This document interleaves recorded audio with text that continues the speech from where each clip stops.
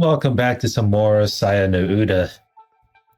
Man, last time I last left off, it's been going on for like 50 minutes. I'm pretty sure I could like skim through it though, but even then, well, let's just say Koji is still on his revenge phase and he asked to help from Ryoko.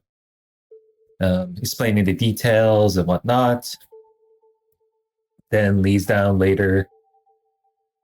Well, it seems that Fuminori and Saya are like quote unquote went to the like safe house of the sort, abandoned I forgot the building. It's some sort of morgue or whatever. And then we have Koji and Ryoko within the I guess strategy meeting of the sort at the coffee cafe or whatever. Now we're reached down to here. So let's see how this goes. Even after Koji arrives at Y Station as directed, Fuminori calls him and makes him change locations 3 more times. Koji is beginning to doubt that Fuminori is watching. He might just be using the time to guess when Koji arrives at each designated location. Nevertheless, Koji can't let his guard down. Fuminori might choose any moment to make sure that he's alone. If he makes a mistake and puts Fuminori on alert, Ryoko will lose her chance to take him by surprise. She'll just have to put up with the cramped trunk for a little while longer.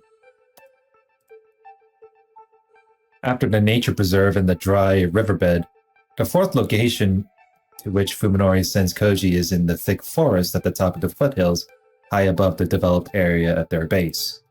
His car's GPS shows a road that leads somewhere, but according to Fuminori, there should be an old abandoned sanatorium there. Oh, sanatorium. I'm being stupid. Let me see here. Sanatorium. Oh, I'm being...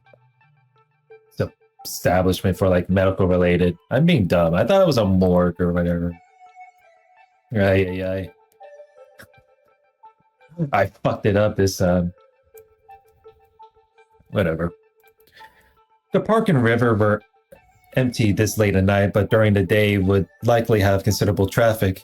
This time, however, his instinct is telling him that it's definitely a place that no one could find, not even by accident. It looks like this is the final stop. Koji drives up the steep incline, soon leaving the residential neighborhood behind. Even though the hands of progress are right at his doorstep, the undeveloped forest is darker than he expected. This looks like a great place to live in secret or to kill someone and hide the body.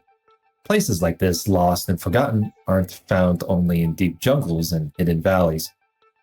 Holes in the world are everywhere, even in the midst of civilization. A broken down gatepost suddenly appears in Koji's headlights like a ghost, rising from the darkness. It looks like this is the final stop. He rolls up to the gate and turns off the engine, giving himself to the silence of the forest. Oh, that's weird. Like, the freaking engine, like, the sound effect just cuts off. His phone starts ringing almost immediately. Doesn't need to check who it's from. Can I just rewind back a bit? No, whatever. Such a weird audio effect. 着いたぞ。ああ、聞こえてた。ようこそ我が新居へ。Fuminori is nearby, close enough to hear the sound of the engine. A shiver of excitement shoots up Koji's spine. 中に入ってこいよ。ようも待ってる。Fuminori hangs up without another word. After grabbing his new flashlight from the glove compartment and checking that the revolver is still in his pocket, Koji opens the door, making sure to pop the trunk at exactly the same time. Ryoko shouldn't need any more explanation than that. Realizing that the interior roof light will stay on and broadcast that the trunk isn't closed, Koji quickly unscrews the bolt, then gets out of the car and deliberately slams the driver's side door hard. Mountains of trash litter the front yard, forming a serviceable barricade Koji sees everything from small refrigerators and mopeds to huge chunks of concrete and plaster that must have been abandoned by construction workers. The fact that they could get away with leaving all this stuff behind shows just how remote this place is. Glancing sidelong at the rear of his car, Koji sees no movement inside the barely open trunk. Ryoko knows what she's doing. She'll probably wait until Fuminori's attention is focused on Koji before making her move. The moon is brighter than usual, allowing Koji to walk through the front yard without tripping on debris. Staying alert, he heads for the building beyond the mountains of trash. Something must be buried underneath the piles of garbage because the whole yard is filled with the sharp stink of chemicals. Ah, that music, though. Even the homeless probably wouldn't come to this place. If you need to get out of the wind and rain, there are plenty of shelters more suitable. When he reaches the gaping, doorless entrance to the building, Koji glances back the way he came. His car, parked at the gate, is hidden behind the mountains of trash. Even if Fuminori is watching from inside the sanatorium, he shouldn't be able to see Ryoko crawl out of the trunk. It looks like she'll get her chance to take him by surprise. How many times now has he stood like this, alone in some ominously silent place far removed from his everyday life? Sneaking into deathly quiet houses to find traces of unimaginable happenings has become as normal as going to class. The houses that he explored before were like freshly shed cicada shells. Empty and dilapidated, but with traces of the life they had sheltered. This place, however, is different. A perfect ruin, its walls and pillars rising from the dark forest like an army of ghosts, with no sign at all that people once lived and worked here. The structure resembles a skeleton more than a shell. Time and the elements have stripped it of its former shape, and now there is only death. Koji has gone as far as he can. This must be the final stop. What will Fuminori's next move be? He must be planning to kill Koji, but how? Just as he's about to turn on his flashlight, Koji reconsiders. If he wanders around with that light on, he'll be broadcasting his exact location. That will give the advantage to Fuminori, who's probably lying in wait for him right now. He holds the light before him in his left hand with his finger poised on the switch. In his right hand, he raises the revolver, keeping it pointed in the same direction. Now ready to fire when he turns on the light. Koji steps quietly into the dark ruin. It takes a while for his eyes to adjust, but even when they do, he has only moonlight streaming through empty windows to guide him. Everything appears gray and indistant. However, Fuminori has to deal with the same conditions if he's hiding here. This is a battle of nerves, exhausting and deadly, where the first to make a sound and give away his position will lose. The rooms on both sides of the hallway are all open. Some are even missing their doors.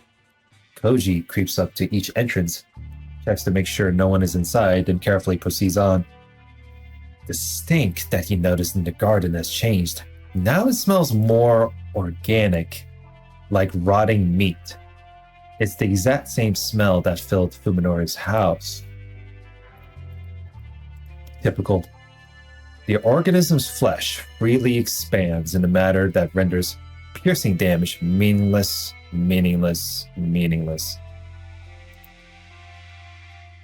Koji grits his teeth and forces the man's words out of his head. What good can come of taking them seriously? This isn't the time for such useless wish. Koji freezes and stares down the hall. There was a wet sound that he heard just now, like someone dragging their feet through a swamp, and it came from the room at the end of the hall. Something is there. Something alive. Koji creeps toward the sound, his light and gun at the ready.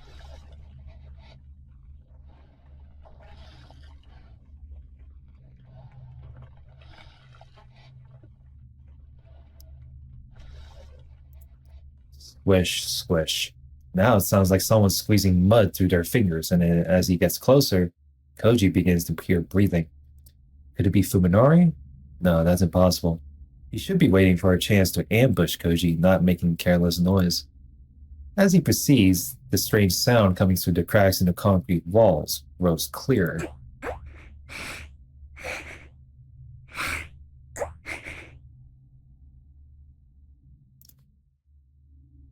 Before he knows it, he is standing on the threshold. The room is filled with a thick, viscous darkness, just like every other room that he's passed. There is more than just darkness, however. Something is there. He can hear pained breathing, like that of a wounded animal, and what sounds like sobbing. Sobbing? 誰だ Let me guess. The pained sobbing is Yo. Who's there? Koji whispers into the darkness.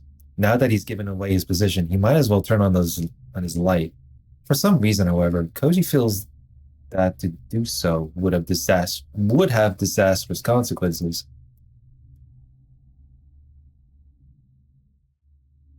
Hello? Game? The last time I heard her voice on the phone, she was sobbing. The wheezing suddenly stops. And then... a whisper comes out of the darkness, though not a human voice, not by any measure. It speaks some blasphemous semblance of human words.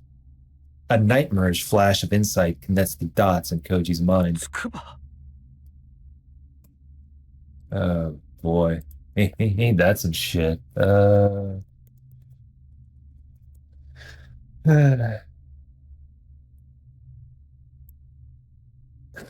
wonder what will happen on that one. It can't be.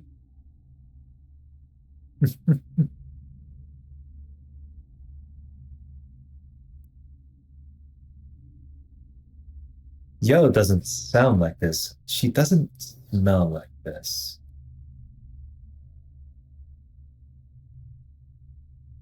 Koji, お願い、殺して。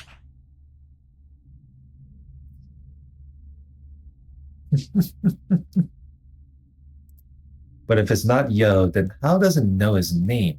Why is it begging him for help?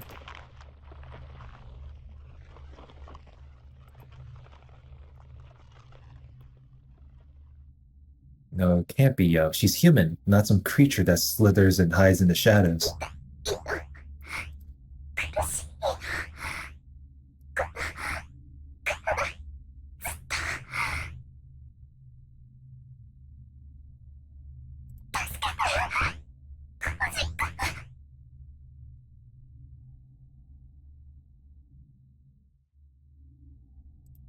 The thing wriggles closer. His reason cries out, imploring him to switch the light on before it's too late, or to turn and run if he cannot. But Koji is unable to make either choice. He can only call out in vain to the amorphous shape in the つ darkness. くばなのか直江まさかつくばなのかしなさい。もう、お願い。殺して。 Oh, God. Something soft and slimy slides over Koji's toes. Instinct overrides his will, forcing him to turn on his light and shine it at his feet. The white beam reveals everything. The merciless truth that finally shatters Koji's sanity. Terror wipes his mind of all but two words, gun and trigger. His finger responds with instant obedience.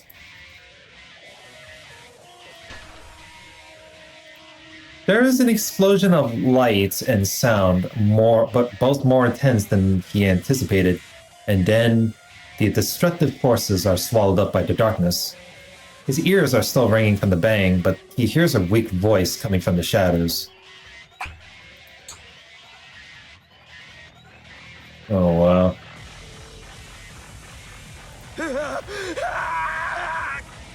Koji screams and pulls the trigger again and again.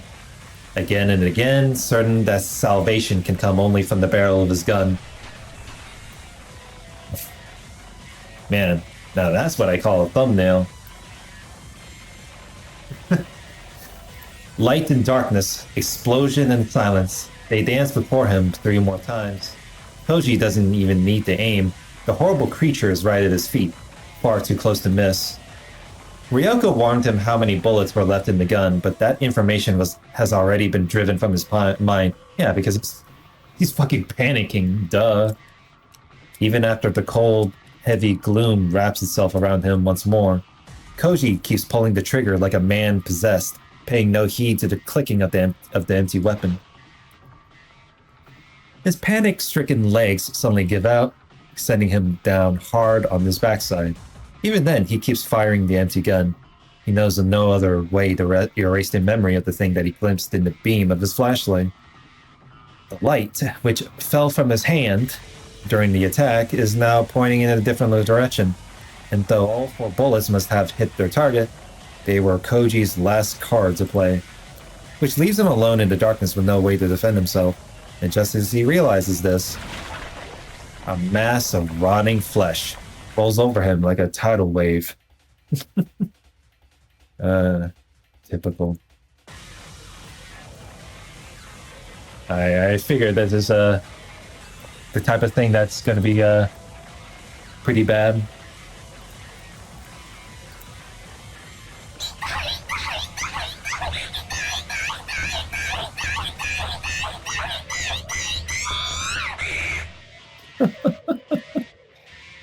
Oh boy.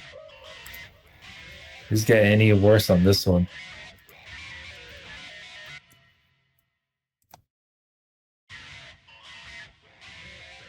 He can no longer even scream as the thing pushes him onto his back. With fear seizing his throat in an iron grip, Koji struggles desperately against the monster as it crawls up his body toward his face. Covering his face with his left hand, he scrabbles wildly along the floor with his right, searching for a way out that doesn't exist. His mind is that of a feral animal, empty of everything but primal terror.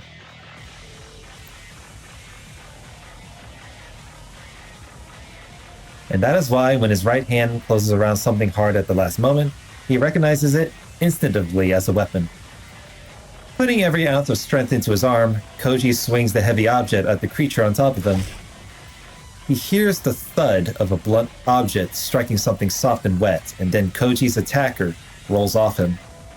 As soon as he is able to move again, Koji leaps to his feet and grabs his new weapon with both hands, brandishing it like a charm to ward off evil. Only now does he realize that he's holding a rusty steel pipe.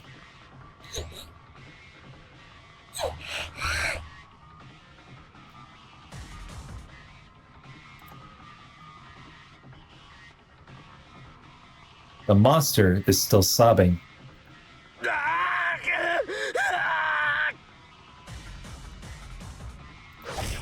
With a cry that is part scream, part roar, Koji raises the steel pipe and brings it crashing down on the cowering creature. He hears a wet sound and feels the blood chilling sensation of its thick, soft flesh absorbing the blow. These combine to evoke an instant of loathing that wipes his mind of all but the urge to destroy.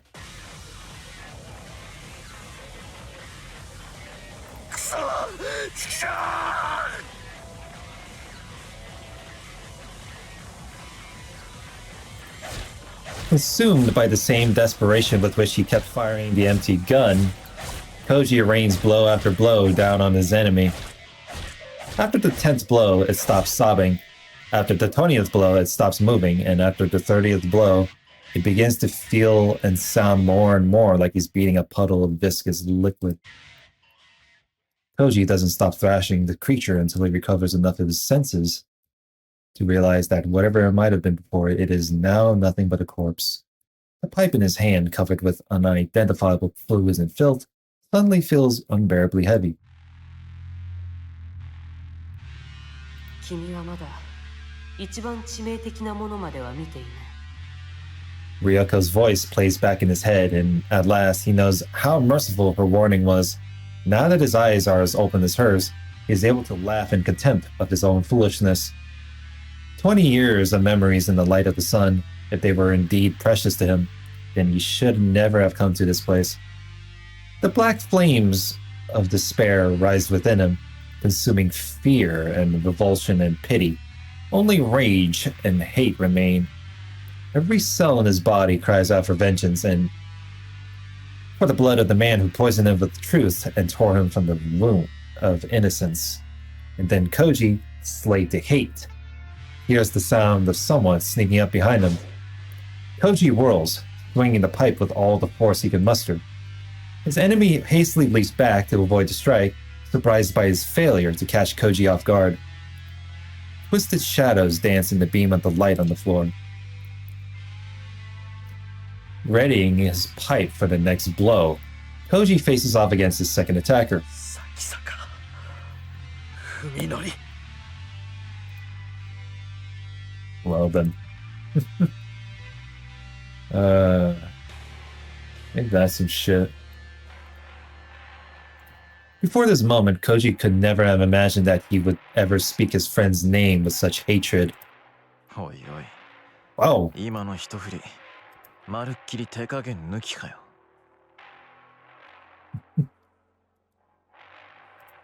even now, Fuminori is smiling, as though the huge axe in his hands is just a sick joke. 参ったな正直なとこお前はもう少し迷うもんだと思ってたんだけど迷うだと俺が貴様に It's the 1v1 fight.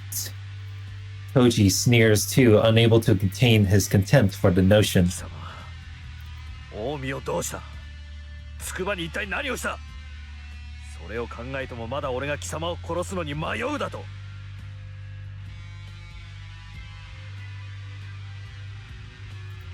そいつは言いがかりのつけ方が逆だろコージ Fuminori growls, looking sadly at the pile of dead flesh at Koji's feet. コージの分際で僕の世をひどい目に遭わせやがって世の10倍は痛めつけてから殺してやる覚悟しろ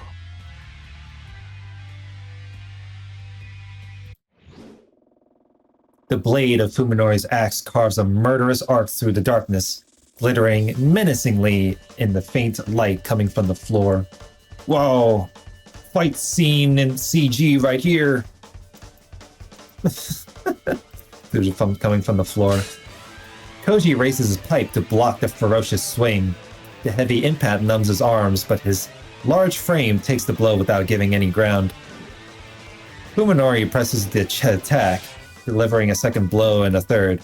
His axe, designed for chopping down trees, is deadlier and more durable than the piece of pipe Koji found discarded on the floor. Each strike Koji blocks sends chunks of rust flying from his makeshift weapon.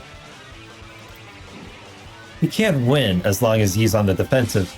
He needs to create an opportunity to attack. Come on!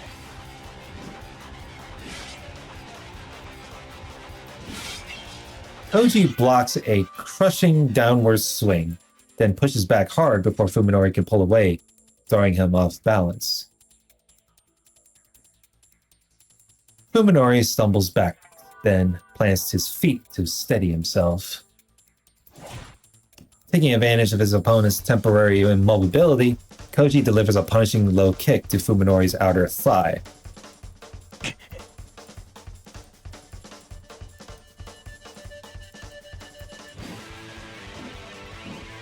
Fuminori grunts and retreats, swinging his axe wildly to prevent Koji from following up with another attack.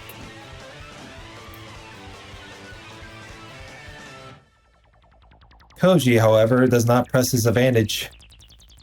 He just stands where he is, calmly spearing Fuminori with his stare. お前喧嘩に慣れてねえな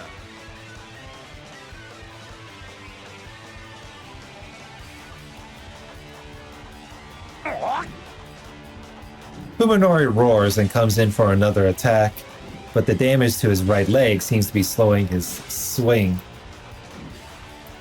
Easily blocking the axe with his pipe, Koji waits for Fuminori to exhaust himself. 死ね死ね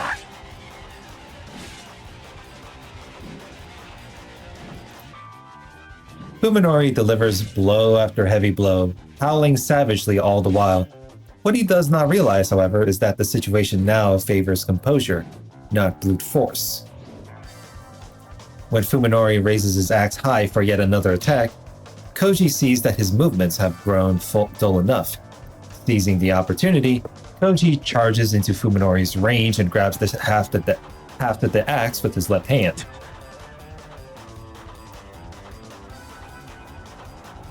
As Fuminori recoils in fear, Koji swings his pipe hard at his enemy's unprotected side. He feels the crunch of ribs breaking. The pain drives Fuminori to his knees. Staring down at Fuminori's defenseless head, Koji, surprised by his own lack of emotion, raises his pipe high to deliver the finishing blow, which is when something wraps itself around his left ankle. He's like, what? Oh. The instant Koji panics at the unexpected sensation, something soft yet strong winds itself around his right leg and drags him to the floor before he can resist. He twists his body and tries to swing the pipe at the unseen enemy behind him, but his right hand, too, is seized by the same flexible force. He wasn't able to feel it through his pants, but now his blood turns to ice at the cold, slimy sensation of the thing wrapped around his uncovered wrist. That monster's still alive? さや Fuminori says encouragingly. Even while kneeling on the floor, his face twisted in pain, he manages a terrible, victorious grin. Saya. This monster is Saya. Koji struggles desperately to free his limbs from the creature's slimy grip. But more tentacles swarm over his body, stealing his freedom of movement.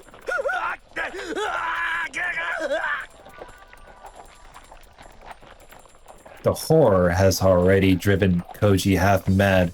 Just imagining the creature's appearance is enough to send him into a mindless panic. His scream is suddenly cut off as a slimy appendage seizes his throat.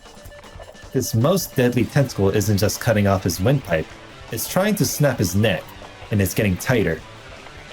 Koji is certain that this is the end, but just as his vision begins to dim, an explosion brings him back to his senses.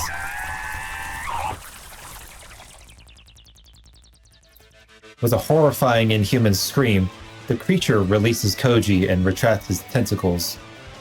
The first thing he sees after regaining his mobility is Ryoko running down the hall with a smoking shotgun in one hand and a silver tube in the other. 先生 Ryoko responds by tossing him the tube. Though still lying on the floor, he managed to snatch it out of the air. It's the thermos she showed him at the restaurant, the one she called her secret weapon. Oh, I assume it's the chemical. そいつの中身を奴にぶちまけろ Ryoko shouts to Koji. At the same time, she aims her gun at Fuminori, who's still on his knees 5 paces away. The double-barreled shotgun still has 1 shot loaded. The monster that attacked Koji is writhing in agony. It hasn't yet recovered from Ryoko's shot. But he's already seen that bullets aren't enough to kill these creatures.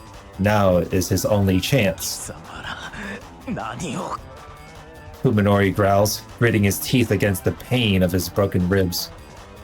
Forcing himself to be calm, Koji stands and carefully unscrews the lid of the thermos. There's no question in his mind that something extremely potent is inside. As soon as it is unsealed, a thick white mist pours out of the thermos and the surrounding air turns freezing cold. Instantly guessing what's inside, Koji lobs the thermos at the pile of flesh convulsing on the floor. The thermos sails through the air, spewing white fog, and like a baptismal font showers its liquid contents upon the hellish creature.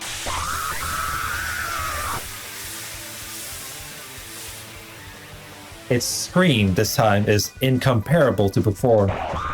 The monster thrashes in agony, wreathed in white smoke. Its screams are joined by Ryoko's cackling.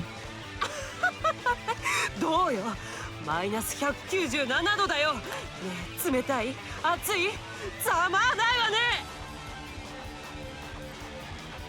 ね Well, actually, I don't even know if it's a chemical, but it does seem like it's like a really, like, cold to the touch.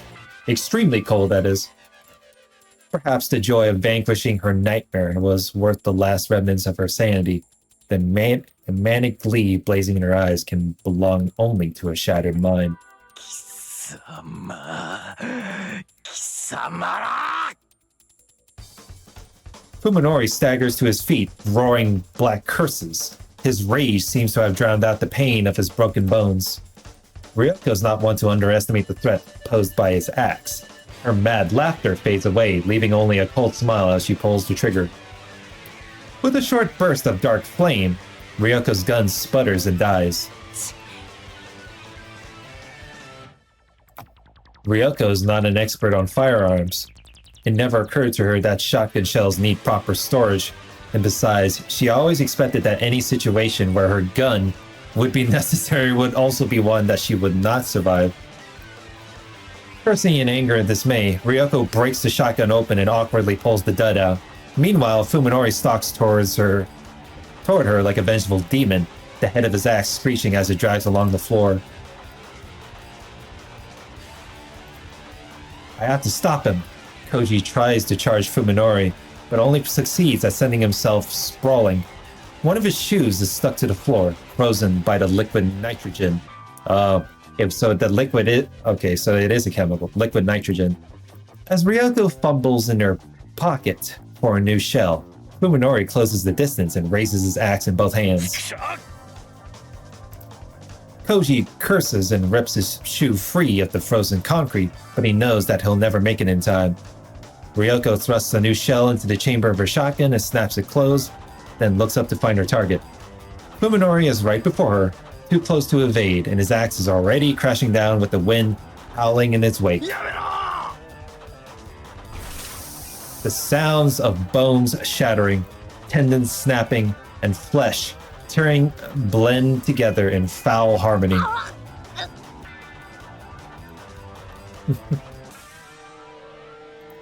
The thick blade enters through Ryoko's left shoulder, plowing through her collarbone and shoulder blade, smashing several ribs and popping her lung like a balloon before stopping in the center of her chest. Ooh, damn. Her expression frozen in shock by the impact. She sprays a geyser of blood from her mouth. She should have died instantly, but through some unimaginable force of will, Ryoko clings to life for a few seconds more. Grinning through blood-stained lips, she raises her shotgun. Not to the front, but to the side. Beyond the barrel of her gun, wearing the 77-degree Kelvin mist like a white cloak of death, is the weakly wriggling Saya. Fuminori's scream vanished into the roar of the shotgun. The destruction is absolute. The impact of the shotgun pellets obliterates the half of Saya's body that fell prey to the liquid nitrogen. The frozen particles of Saya's shattered flesh drift to the floor like snow. Even the creature's special biology is insufficient to seal a wound of this size. From the opening pour its internal organs, a tide of liquid, slime, and fat, whose color is far too foul to belong to any living creature.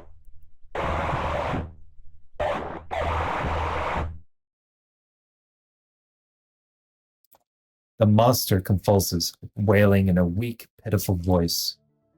Saya. Oh no! With his axe still buried in Ryoko's body, Fuminori stares at the dying creature, his expression utterly devoid of emotion. Koji grabs his pipe and prepares to attack Fuminori from behind, but freezes when he sees the emptiness on the face of the man he hated. Fuminori pulls his axe out of Ryoko's corpse, then looks at Koji with glazed eyes. There is no recognition in them, nor hate, nor rage. When Koji meets Fuminori's blank stare, he knows. There is nothing left in him to kill. Fuminori grips the axe closer to its head and raises it high, the blade toward his face. Koji doesn't know whether he should interfere, but even if he wanted to, what could he say to stop Fuminori? Fuminori pulls his head back slowly, then drives his face into the blade of the axe like a spring-loaded toy. Crunch. His skull caves in with a dull, wet sound, and the spray of blood catches Koji in the face. Despite Fuminori's utter lack of hesitation, his first attempt at suicide succeeds only in transforming his face into a hash of crimson. Fuminori pulls his head back one more time, even slower than before. Then, with every ounce of strength still left in his body, he slams it into the blood-stained axe. The sound is wetter than before.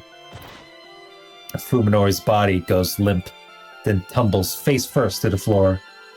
Koji stares at the two mangled corpses for a while. He feels completely left behind. Like he can't remember why he's standing in this place with a steel pipe in his hand. The stale air filling the ruined building becomes choked with the stench of blood, and the crimson puddles gradually spread across the snow-covered floor. Yet the tranquility of the scene makes it seem like the painting. A soft, slimy sound breaks the silence. Koji looks at the mortally wounded monster. Oh, it's still alive, though. The creature is on death's door, but even so, it moves. Slowly, feebly, it drags its broken body through the sea of blood. It's coming for Fuminori. Koji had forgotten his anger, but now it comes surging back at full force. 死ねよ He growls and stabs the monster with the end of his pipe. It convulses in agony but keeps crawling toward Fuminori. Koji explodes into a frenzy of rage. 死ねえよもう死んでろよこれ以上文則に使えるんじゃねえよ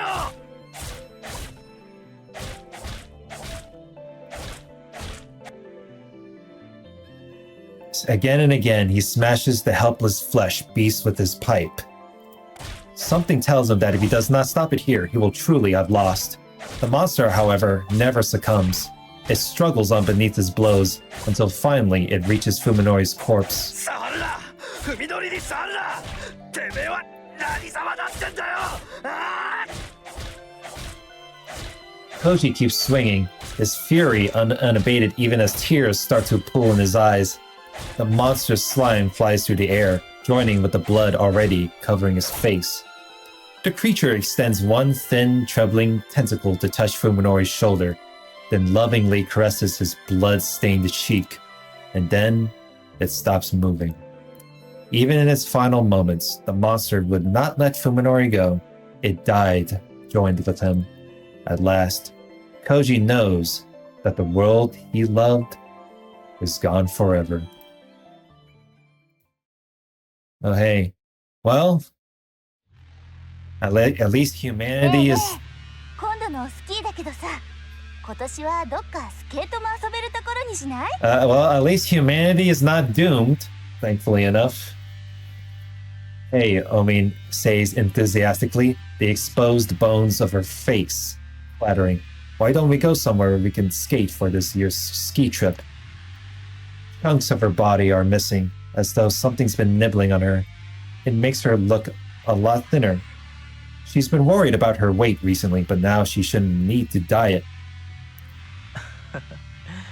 そういえばオミってこの間初めてスケートやったんだって Fuminori laughs at Omi's crazy suggestion. That's right. You just started skating recently, didn't you? He sounds amused, but it's hard to tell from his expression, since his face has been cleaved in two by an axe. 20歳になって初体験ってのは興味そうそういないんじゃないかな Oh, I'm assuming this is Koji's hallucinations. Although he seems to be more of the protagonist that saved the world, if anything. It's like in in a risk of being a paranoid schizo. 子供の頃はなんとなく怖かったのよ。あの靴なんだか刃物みたいでさ。 I guess it's one thing to do something for the good in exchange of the huge side effects, I guess. うんわかる。あの靴で顔を蹴られたらきっと僕みたいになっちゃうよね。 Omi and Yo laugh at Fuminori's dumb joke. Yo never used to laugh with such exuberance. She seems truly happy now that she and Fuminori are officially together. でも Oh my god, that's funny. 殺せたの？大見ちゃんすごくない？ What? That's... Oh man. 容量はバットとそう変わるもんじゃないからな。思い切り振り回して斧頭の重さに任せて叩きつける感覚とか。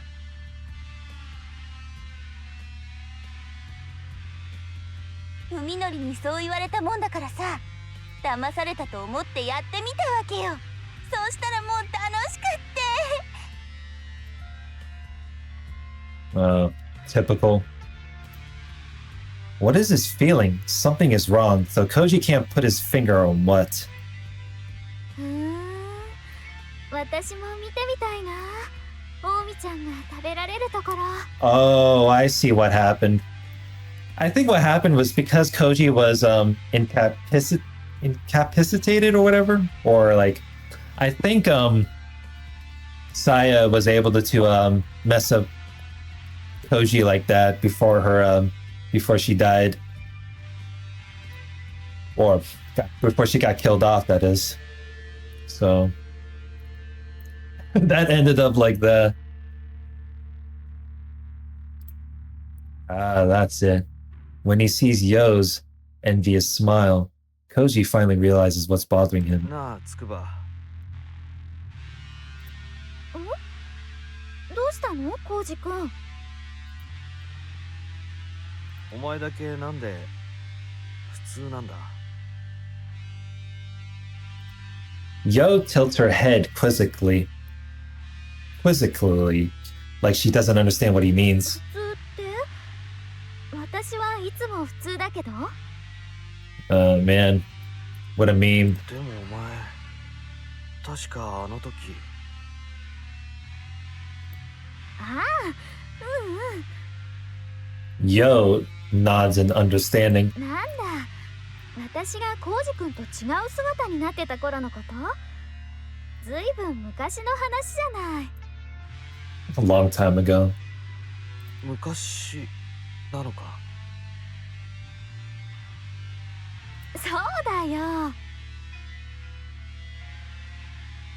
He replies, deflecting Koji's confusion with that uncannily cheerful smile.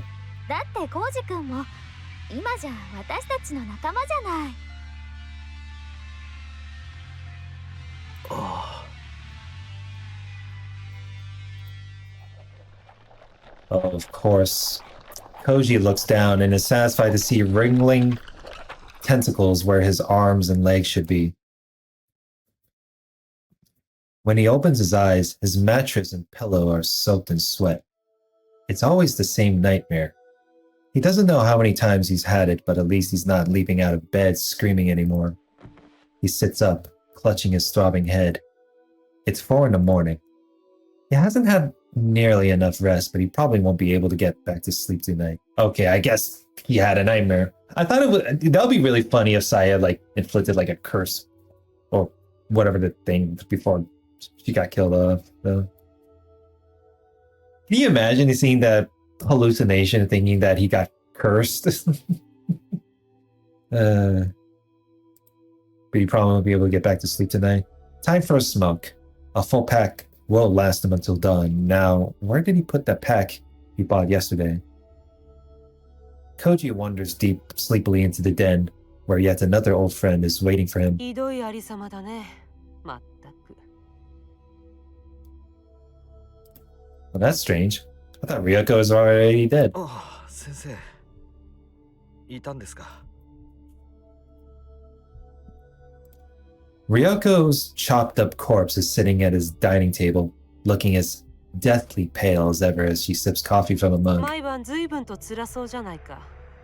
ろくに眠れてないんだろ Okay, maybe okay, I'm wrong. Maybe he's still living like this. そうでもないですよ。薬を飲めば割となんとかなります。まだ。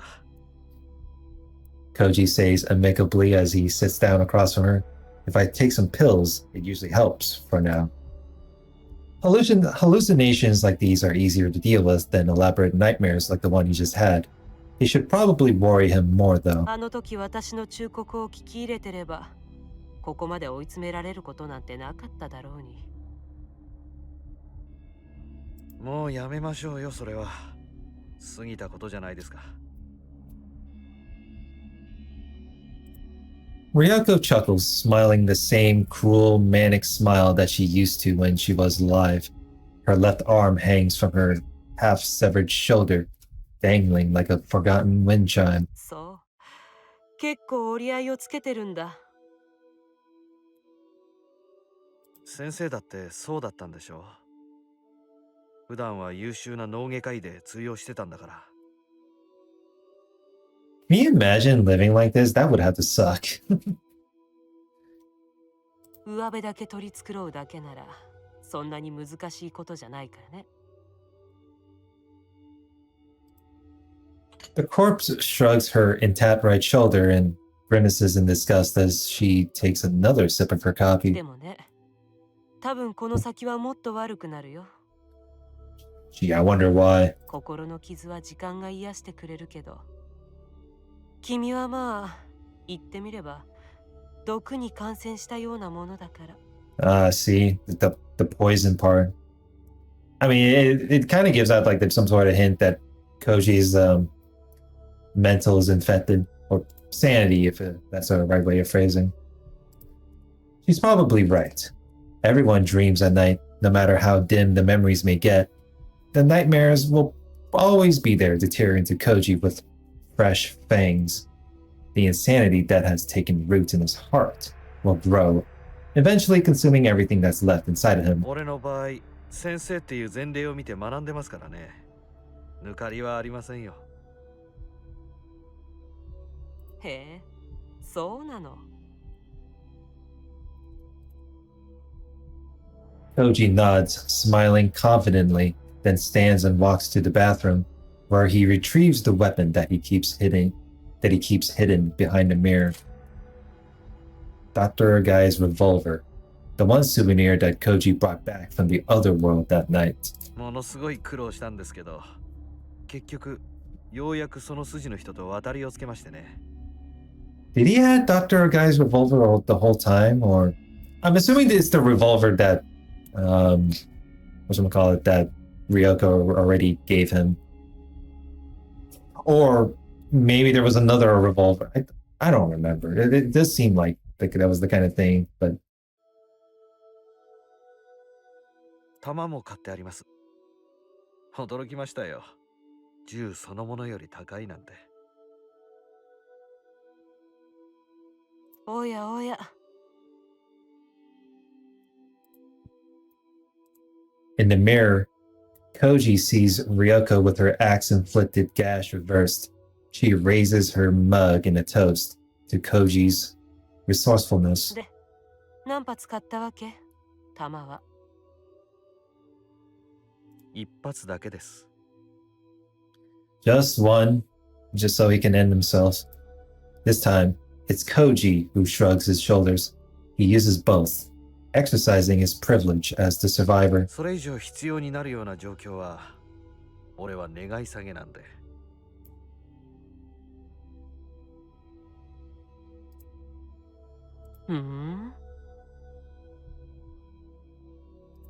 The corpse in the mirror nods sagely, her smile approving. ほんと、わきまえてるんだね、殿くん。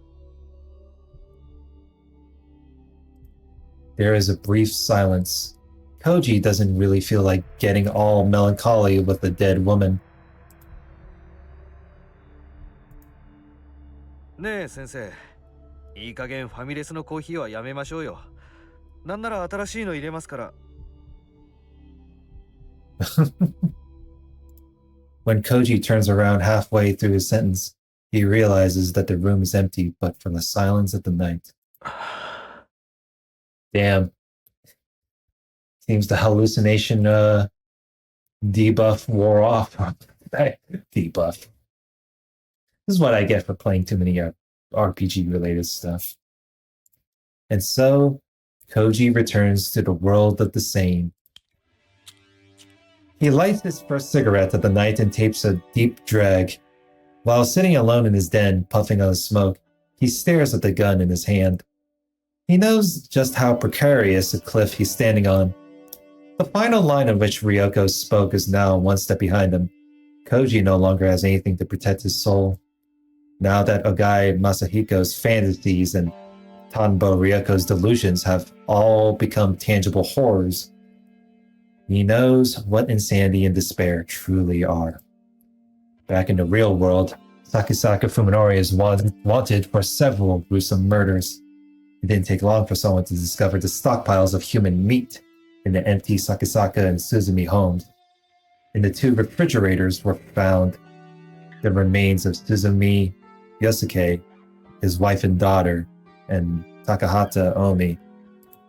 They found the clothes and other effects of the Tsukuba Yo, but were unable to locate any trace of her among the various body parts, a fact that made Koji's nightmares all the more vivid. Dr. Tanbo Ryoko of the T University Hospital vanished mysteriously around the same time. Because she was Fuminori's chief physician, the police have been investigating her connection to his crimes. As for the two corpses, secretly buried in the backyard of a certain ruin, well, they'll probably never be found, and this incident will become just another cold case. Vanished mysteriously. I thought Ryoko already died, though.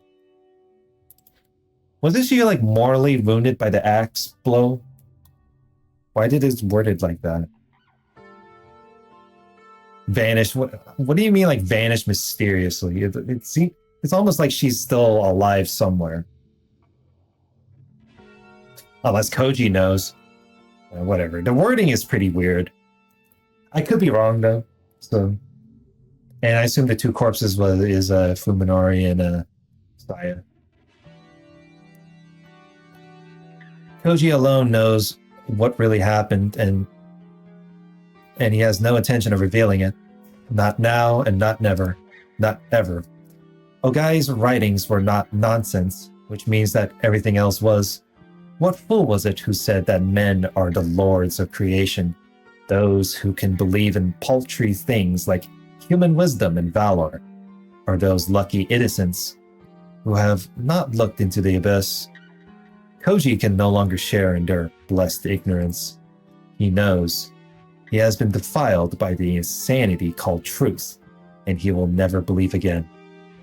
If he has been poisoned, as Ryoko's ghost said, then that poison is none other than the truth itself. Yeah, see? Ryoko's ghost. Just as pure oxygen is harmful to the body, the naked truth has the power to destroy men's minds. Only by diluting it with lies and taking it in small doses can humans maintain a healthy soul. どんなに世界が底抜けにめちゃくちゃになっていこうと。 Words once spoken by the living Tanbo Ryoko passed through Koji's mind. 悲鳴を上げて逃げ回る以外の選択肢が自分にはある。 That, without a doubt, was the comfort that she kept hidden in her bosom, the only thing that allowed her to face her dreams each night. Koji has taken his predecessor's lessons to heart. He's prepared for anything. One bullet is always behind the bathroom mirror, promising him salvation.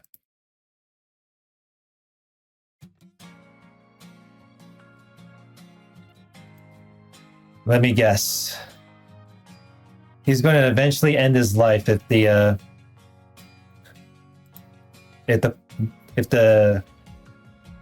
the poison sanity gets worse, or however you call it. It does seem like it, though. He has a bullet in a revolver in case he ever ends himself.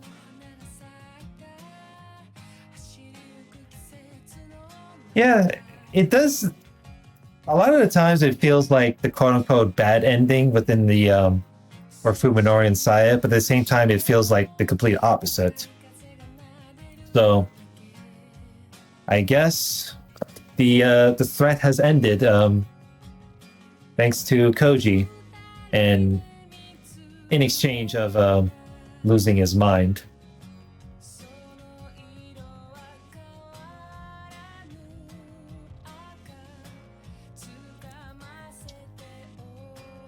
What we call permanent psychological damage. I don't know about permanent psychological damage that he has, that he currently has. I always thought Saya like infected him before she got killed off, but it could be either. It could be either or.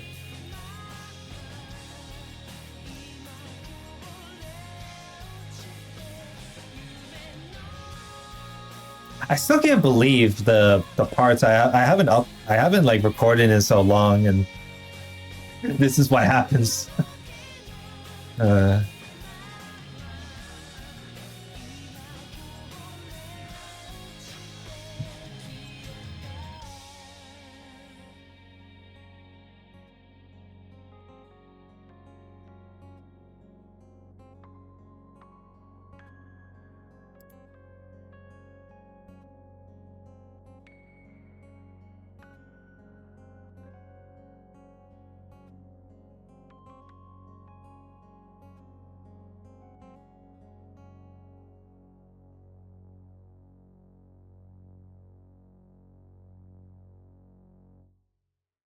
Yeah, really interesting ending theme.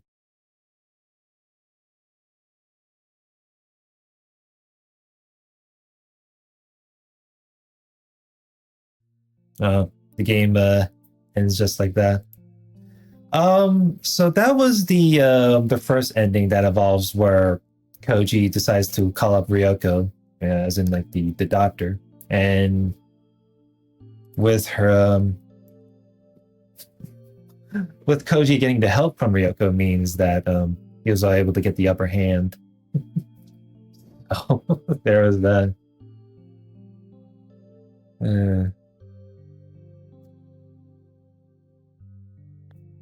I mean, apparently it's supposed to be everyone's ending, that because of Koji being the hero, he was able to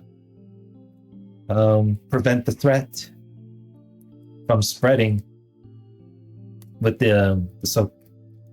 because of the whole some crazy lore behind some eldritch creation that Dr. Ogai made. But I believe this read-through is not over, because I still got one more ending to go through. And when I say the one more ending, I mean the very last ending, where instead of Koji calling up Ryoko, he calls up Fuminori instead. I'm hoping the last ending that I'm going to do is very short, because that ending is, I'm reading through it at my pace and it feels like it's very long.